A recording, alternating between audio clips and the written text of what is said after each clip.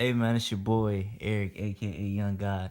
Man, I'm coming to you from the orange dungeon, not the pink dungeon this time, but I'm still getting to your real raw record. And we got a special guest in the building, like the Breakfast Club always say. But I'm gonna let him introduce himself, man. Who do we have? Man, I'm Braxton Cook, saxophonist, songwriter, singer from originally from Maryland, D.C. area, but live in New York now. Live in Harlem. All right, man. We have Braxton Cook. For the people that don't know who Braxton Cook is, how would you describe yourself? How would I describe myself? I mean, I'm a musician and I'm an artist. First and foremost, is what I do full time. Thank God, no day job yet. Mm-hmm. And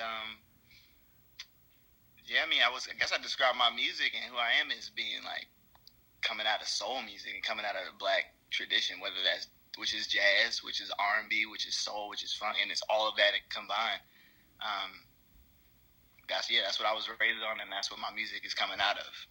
Well, the way I was introduced to you before we get to your singing roots, I was introduced to you by the by your jazz roots. So that makes me wonder what made you pick up the sax. So okay, before sax was actually piano. That was my first instrument. My mom taught me piano. She's like a beast at piano, and sax came a little later. It was actually like my mom got my dad a saxophone for his birthday. I must have been, it's like early '90s and mid '90s, and I heard him practicing in the basement, and I was just like, kind of gravitated towards it, and he let me try it. Even I might have been, I don't know, 5, 6 years old, and I was just like naturally kind of got a sound. Because sometimes like most people pick up an instrument and start squeaking and squawking, but like I could like get a sound and get a tone, and he was like, "Wow, man, you kind of got a knack for it." And then over the years, because of the soul music is in the house, you know what I'm saying? Like Grover Washington or like Bill Withers or Parliament and Cameo, like there's a lot of killing saxophones, on that in that music. So when it came time to pick an instrument, saxophone had always kind of been in my ear. And that was like that was the first instrument I signed up for, like fifth grade, I think. Yeah. In band class, I was like, I'm definitely trying to play saxophone. So that's how that started. Yeah. Well, yeah, that's crazy that you say not everybody make a sound on it because I went to an art school and I was in band. And Okay. yeah, I tried to play sax. I thought it was gonna be my instrument. And shit definitely didn't work. That's what Definitely. I'm saying, bro. It's weird. Like I'm the same way with trumpet. Like I'm horrible, bro. That's crazy. See, I was a trombone person. See that? So we on the opposite end of the See, spectrum. yeah, I don't know. Maybe some people's like embouchure. I don't know what it is. Yeah, I was it's really always good weird. at just like flute, reed, like whatever, recorder. But when it came to like brass, I couldn't. Not I a couldn't brass do guy, it huh? now. Nope. I sound like garbage still. Like still. Well, since I like to brag about going to art school, I know a little bit about music myself. So what type of sax do you play? You have an alto, a Yeah, I baritone. play alto, man. Like almost like specifically alto, because a lot of people, to stay working, they play all types of saxophones and all types of stuff. But yeah, I've been like pretty much like I'm an alto player. I played alto when I was in fifth grade. And I have tried other saxophones. Had to play bari and tenor and soprano and other stuff like that. Just like living in New York and working as a musician. But like my voice, as far as I'm concerned, is definitely on the alto. Well, speaking of your voice, what made you get into singing? Were you always a singer? Did you grow up like that, or how did that go? Yeah, it was like it's funny. Like I got three brothers, and all of us like kind of all do similar things. Like we went down different paths as far as what we chose to study and like perfect. But I used to do theater and stage, and sports, and all my brothers did. So we all played basketball, we all did karate, we all sang, we all did theater Are and you any good music. at basketball still? I'm all right, man, but like, hey, sometimes it's just like genetics just don't work out for you, bro. So like, right around high school, everybody was growing, and I was like, damn, I'm still 5'4". I'm like, I'm gonna just practice. I'm gonna practice this saxophone. Yeah. Yeah. So I mean, that's what it is sometimes. So and it's funny because like my baby brother now he's stuck with sports. He's an athlete. The next brother who's like a year, only 18 months younger than me, Brendan, he actually went to school for acting, and then my older brother went to school for business. So yeah, but everybody sang, everybody played, everybody had good grades, and everybody did sports, and then eventually we all settled into our own little thing. Hmm. Uh, Well, But that's kind of how parents raised us. They were like, we want you to be passionate about something, so we're going to put you in all the same stuff and see what sticks. That was the vibe. So so yeah, yeah, music cause stuff for me. yeah, cause I was I thought you were just strictly jazz player, and I think I put your Oh name in yeah. on I put your name on YouTube, and I seen your last song. It lose my mind. What is it called? The last song you put out? Oh, somewhere in between. Yeah, somewhere in between. I'm listening to that, and I'm like, whoa. I'm like, who is this guy singing? And I'm trying to find like who it is, and I see it's you. I'm like, wow, that's crazy. So I just I think that's good to be I guess diverse like that, and to be able to sing and play the sax like that. And you say you play the piano too? Oh yeah, yeah. That was my first instrument. So that's how I write all my music is on piano. Mm-mm. Oh, Yeah, and then like my little brother, he plays guitar. He's like we went to school for drama, plays guitar and sings. It's like I don't know, man. I feel like it's not just unique to our family. Like I feel like there's a lot of people, particularly now, that are just multi-talented, kind of embracing it and not, not being conforming to just like, all right, I got to do this one little thing. Like I'm just a pianist, or I'm just, you know what I mean? Like yeah. you even look at Anderson .Paak, or you look at some of these other artists. They're like, I'm gonna play drums and I'm gonna write and I'm gonna sing and I'm gonna rap and I'm gonna do this, and it's just like, and it creates a very unique Mm-hmm. thing that's still all coming out of soul, And I think I don't know, like what it was like that was pushing people to be more in a box within the past 20 years. I mean, I guess the record industry but now that that's dissolving, I feel like it's opening up a lot of lanes for just people that don't fit into one little microcosm Yeah. or whatever. You know what I'm saying? Yeah. It's just exciting. Like I'm just seeing a lot more of these multi-talented artists, and it's inspiring me to just be like, you know what? I'm gonna just get back to what I grew up on. Because like truthfully, at 25, so I mean the first half of my life was singing and piano and doing other stuff, and then like 15 that's when I started checking out jazz, and that's when I got really passionate about it. And like I got a teacher and I started studying it. And then when it came time to like put together my own projects and really represent myself to the fullest, I realized that I wouldn't be happy playing, only straight ahead jazz, and I wouldn't be happy just doing singing and doing R&B. Like I needed both saxophone and the soul shit that I grew up on. I needed both of those in my sound. And it's not perfectly refined yet, but I just know it feels like I'm in the right direction, if that makes any sense. Yeah. Well, I'm about to give you the greatest idea of all time. Well, Thanksgiving's finna pass, so it's too late now. But next Thanksgiving, you say your family's so talented. I feel like y'all should put out a album where everybody does their musical talents Oh, that's what I'm saying. and call it around Thanksgiving just cooking. It's because everybody cooking on Thanksgiving. All cooks. Yeah, everybody All cooks, so just cooks. cooking. Hey man, so that's just a My little parents been idea right talking there. about this for years, bro. Like they're like, it's so weird. They're just so funny. They can see the vision because they're like, come on, y'all need to get together and make this tape, make this video, make this album.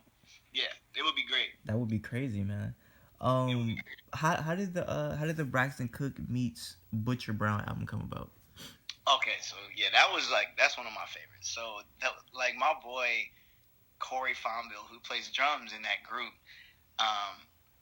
man, we're from the same area. He's from Virginia, and I'm from Maryland, and that's kind of what inspired the sound.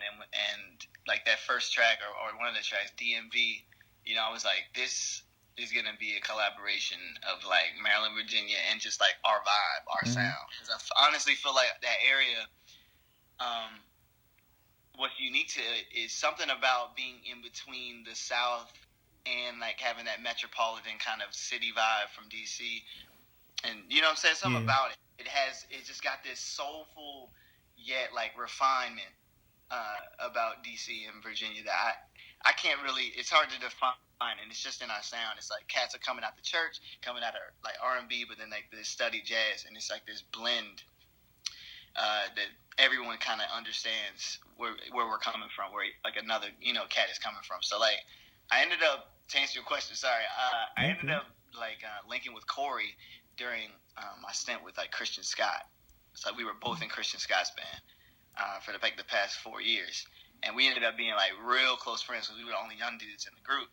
So me and Corey would always be hanging out, and then he was always telling me about Butcher Brown.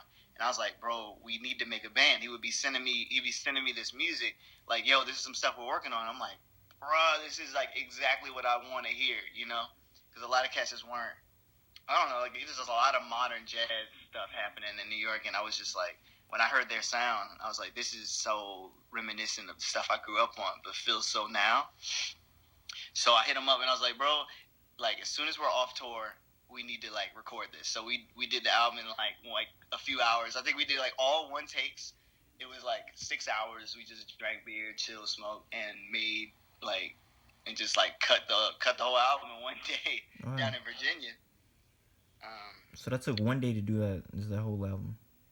Yeah, I just brought down some of my music and they were like, "Let's go!" And it literally all 1 or 2 takes. It's so funny. How is I always wonder when I'm looking at track titles, how are some of those like about? Like the first track is like for you going. Like how did that come about? Oh, so that joint. Okay, so that song is called FJYD, and JYD is like we used to call. I went to Juilliard, by the way. Mm-hmm.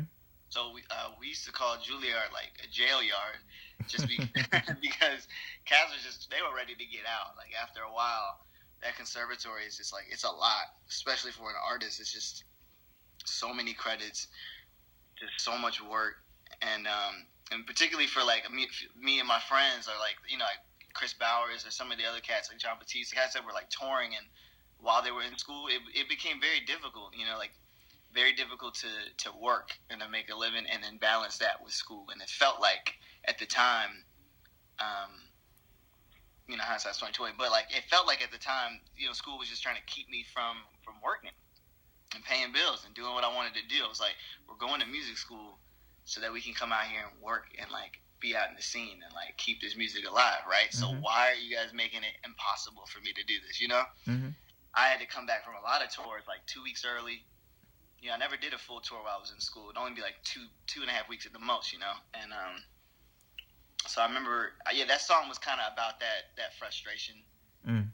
And now it's kind of evolved into meaning a little bit more than just that. That was just my specific feeling, but it was more. Now it's more so about like the culture of the school and not really in the area, Lincoln Center, just not really promoting creativity and individuality within artists. It was more so like I felt like it was more the program was built to construct kind of these cookie cutter type artists that just know how to sound like other people from the past, but then don't have their own sound.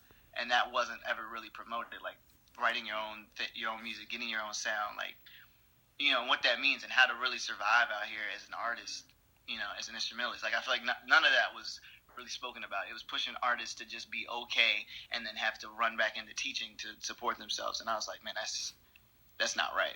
That's crazy to say that because my band director went to Juilliard and he said nothing but just great things about it. So just to hear the opposite end of the spectrum, it's pretty interesting to see that you didn't like it because he said it was so many great opportunities to like all these great artists to come to the school and they will help for the day and all these things. But I see there's the other side of Juilliard that people don't like. Oh yeah, man. Bro, like anything, there's always two sides to it. Like, don't get me wrong, I got a lot out of it, and I'm sure I've yet to even see all the benefits that are come from getting that degree. So you got a degree? You got a degree from there? Yeah, finished last May, and I'm sure I've yet to see all the benefits that could come from it. But no, I'm just being real about the other side of it. Like, no school's perfect. I actually transferred. I went to Georgetown University in D.C. first because I wasn't really happy there. Mm-hmm. Then I get to Juilliard and I'm like, okay, this is amazing. There's a lot of amazing opportunities, a lot of amazing musicians. And after a while, I was like, you start to see some things that you don't like there, and you realize like sometimes school is school. You're not going to be perfect. So I started to realize that after near the end, I was like, you know what? Nowhere's going to be perfect, but I'm not going to lie. Like, yes, it definitely offered me a lot of opportunities just being in New York, having that name. Mm-hmm. The musicians around us, the artists coming in. There's definitely some pluses, but there were just some things that I felt like business-wise and artistically they could have done better. That made it really difficult for me. I felt like that was just my journey. I see that you're also a very talented man. You like to do the music, you like to do this and that.